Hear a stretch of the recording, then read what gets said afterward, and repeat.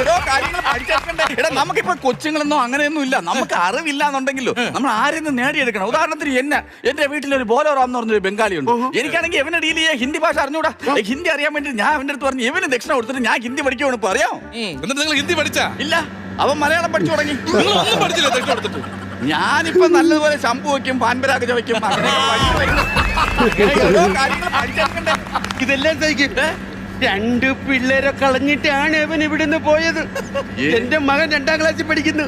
അവന്റെ പഠിത്തത്തിന് വേണ്ടി ഞാൻ മൈക്കാട് പണിക്ക് പോകും. ചട്ടി കാലി വീണതാണ്. ഇത്രയും നീരായി. ഇവിടെ +2 പഠിക്കണമെന്ന് ആഗ്രഹം ഉണ്ടായിരുന്നു. 10ാം ക്ലാസ്സിൽ അപ്പം പഠിച്ചോണ്ടിരുന്നപ്പം ഞാൻ തട്ടിന്റെ പണിക്ക് പോയായിരുന്നു. കമ്പി വന്ന് കാലി തട്ടി.